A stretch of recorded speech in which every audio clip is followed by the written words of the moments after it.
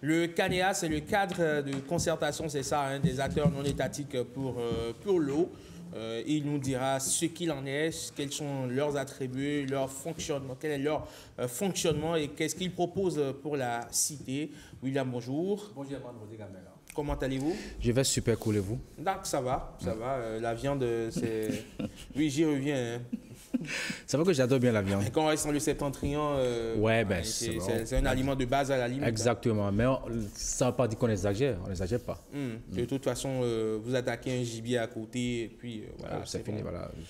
C'est bon, ça va. Ah ouais.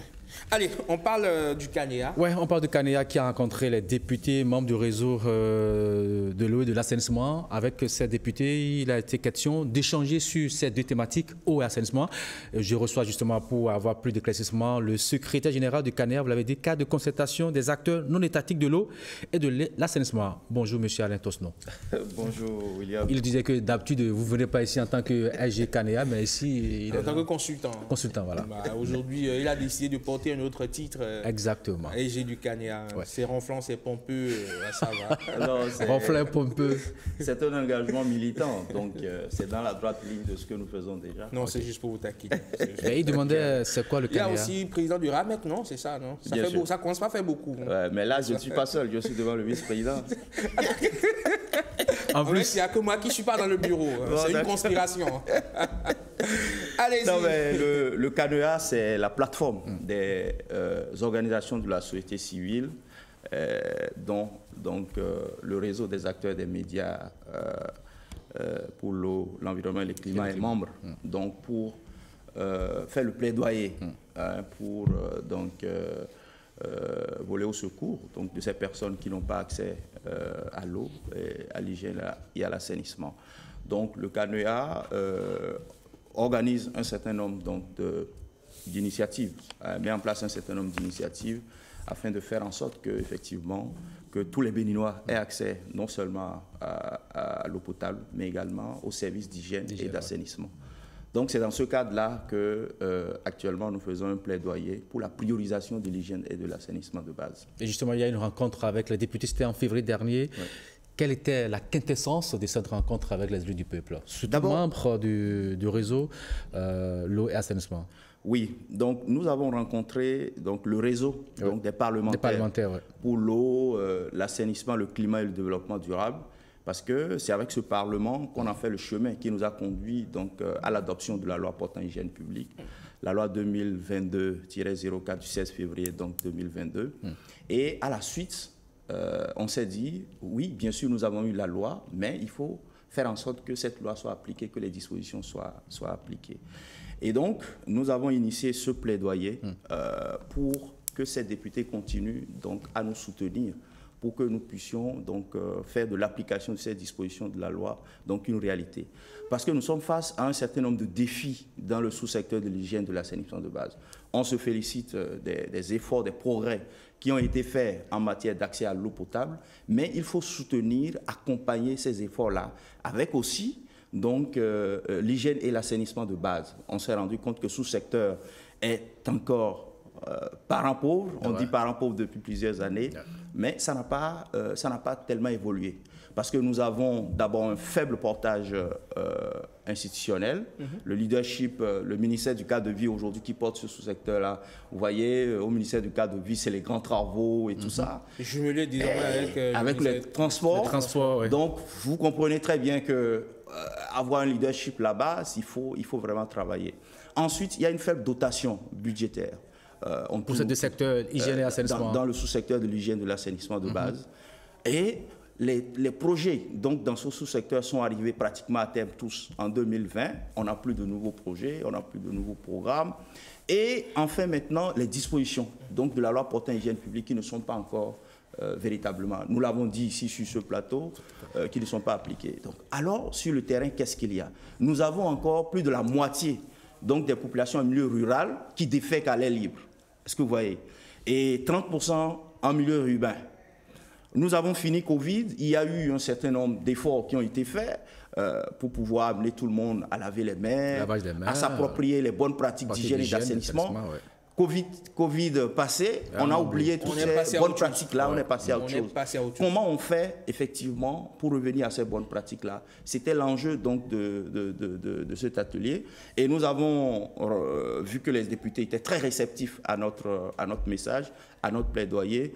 Ils ont décidé de nous accompagner, comme ils l'ont fait pour la loi portant hygiène publique, nous accompagner pour qu'effectivement on puisse porter donc en priorité l'hygiène et l'assainissement de base, pour aller parler au gouvernement, pour aller parler aux ministres sectoriels, pour leur dire oui, nous avons fait des efforts, nous faisons des efforts pour l'amélioration donc de l'accès à l'eau potable, mais ces efforts doivent être soutenus, accompagnés sur des questions d'hygiène donc et d'assainissement de base. Dans nos écoles, il faut faire en sorte que les toilettes soient en nombre suffisant et que ces toilettes soient propres.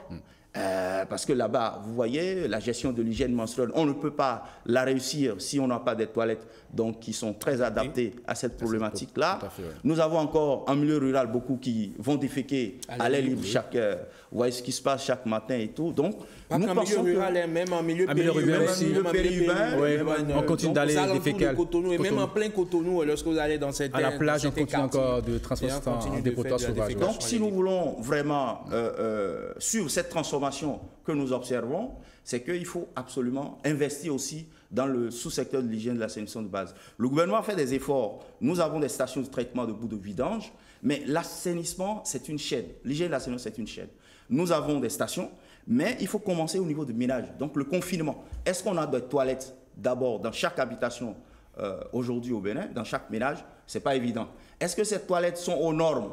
Pas évident aussi. Ce n'est pas également évident. Ouais. Mais après, il faut organiser la question du transport avec ces opérateurs privés, ces vidangeurs qui ont des véhicules branlants et tout ça. Donc, il faut travailler sur le transport. Maintenant, quand ça arrive au niveau des stations de traitement, il faut s'assurer que la matière première, elle est de bonne qualité. Parce que éduquer donc les populations pour que les toilettes ne soient pas un déversoir de tout ce qui est gestion, déchets solides ménagers et tout ça. Donc, ce que nous avons constaté, c'est que aujourd'hui, oui, le gouvernement travaille sur la question de la gestion des déchets solides ménagers, l'assainissement pluvial, la gestion des eaux usées, mais il manque l'hygiène et l'assainissement de base. Et c'est là où nous attirons l'attention donc du gouvernement pour dire oui, nous devons accompagner tout ce qui est fait aujourd'hui comme progrès, comme effort dans l'accès à l'eau potable par donc un investissement plus important sur les questions d'hygiène et d'assainissement. Je pourrais me demander, mais en allant vers les députés, c'est vrai, ils ont un pouvoir législatif. Est-ce qu'ils ont aussi un pouvoir décisionnel pour pouvoir faire bouger les lignes? Mais là, ils sont très importants. Ouais. Ils ont un certain nombre de prérogatives. Ils vous diront que la loi existe déjà. Oui, maintenant, la loi existe. Mais ils ont des moyens d'interpeller le gouvernement sur voilà, il y a une loi qui est là, l'application est là. Mais également, ils sont dans des réseaux. Ils peuvent parler facilement au ministre, ils peuvent parler facilement donc, au président de la République. Donc, nous pensons que nous avons fait cette alliance stratégique pour qu'ils puissent donc, nous aider aussi à porter plus loin notre voix afin que nous puissions donc renverser la tendance. Est-ce qu'à la date d'aujourd'hui, les choses ont bougé un peu? Non, bien sûr. Ils ont pris un certain nombre d'engagements. Okay. D'abord, il fallait leur apporter l'information. Est-ce que vous savez que par exemple... Ils sont dans le pays, ils savent ce qui se passe. Justement. Oui, mais ce n'est pas toujours évident. Parce que, vous voyez, la question de l'hygiène de l'assainissement de base, ce n'est pas comme la question de l'accès à l'eau potable. Vous savez comment se portent, dans quel état sont les toilettes dans un ménage. C'est quand vous demandez à aller que vous vous rendez compte que ce n'est pas beau. Donc, c'est une question qui est assez diffuse. Elle n'est pas, c'est-à-dire, on ne voit pas. Et donc, la question de la défécation, elle est libre. Chaque matin, vous voyez dans les villages, les gens, ils vont déféquer dans la brousse et tout. Mais vous allez loin, pas des choses... en milieu périurbain. Mais voilà, donc ce n'est pas des choses qu'on voit souvent, mais le problème, il est là. Il faut l'attaquer et c'est là où nous pensons qu'effectivement, on attire l'attention du gouvernement. À côté des grands travaux, il faut également investir donc, dans l'hygiène de l'assainissement de base pour pouvoir, en fait, renforcer et amplifier donc ces progrès que nous avons. Et justement, que dit le Canada par rapport au manque de latrines, de toilettes publiques? Je prends le cas de Cotonou, la ville vitrine de notre pays. Mais justement, c'est l'un des chantiers sur lesquels nous travaillons à travers donc ce plaidoyer. C'est la loi a responsabilisé chaque propriétaire d'habitation à doter donc sa maison, donc son habitation, donc de toilettes qui soient aux normes. Comment faire pour que les gens puissent comprendre cela? On nous demande, il ne revient pas au gouvernement d'aller construire des toilettes pour chaque ménage.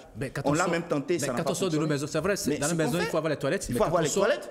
Et dans les lieux publics, exactement, la loi a responsabilisé les municipalités, c'est ça? Les municipalités. Donc, et c'est qu'on met avec le soutien de l'État. Et ce qu'on attend du gouvernement, c'est faire en sorte que ceux-là, qui sont les techniciens, ils puissent absolument accompagner les communes à faire de cette question-là une priorité, à d'abord sensibiliser donc les chefs de ménage, mais au niveau des lieux publics, à doter ces lieux publics-là d'infrastructures sanitaires, les gares routières. On a des gares routières, on a des espaces publics, ouais, donc qui ne sont pas dotés. Et c'est la responsabilité des communes. Mais les communes ne peuvent pas le faire seules, elles ont besoin d'avoir des ressources. Donc il faut le soutien donc, de l'État. Le secteur privé également peut accompagner les communes. Donc c'est ce travail-là de sensibilisation que le CANEA est en train de faire. Et nous pensons que si nous avons les députés avec nous, et ils sont aujourd'hui avec nous, il reste maintenant davantage à faire en sorte que le gouvernement puisse en faire une priorité, et c'est, je crois, le sens de notre combat. Monsieur Alain Toussaint, secrétaire général du CANEA, un dernier mot à ces élus, pourquoi pas à l'État aussi, qui nous écoute, pourquoi pas? Nous avons fait du chemin, et nous voyons les progrès en matière d'accès à l'eau potable. Il faut accompagner ces progrès-là par la priorisation du sous-secteur de l'hygiène et de l'assainissement de base. Nous voulons plus de ressources, un portage. Le positionnement institutionnel, il n'est pas encore fort. On attend que le ministère du cadre de vie porte véritablement ce sous-secteur-là, comme on voit le ministère de l'eau. Pourquoi ne pas créer une agence mais justement, qui gère l'assainissement? C'est nous avons vu, aujourd'hui vous avez vu, il a fallu créer une agence pour que la question de l'accès à l'eau potable, qu'on puisse sentir une accélération. Voilà. La question de la qualité de l'eau, on a la NCQ qui travaille là-dessus.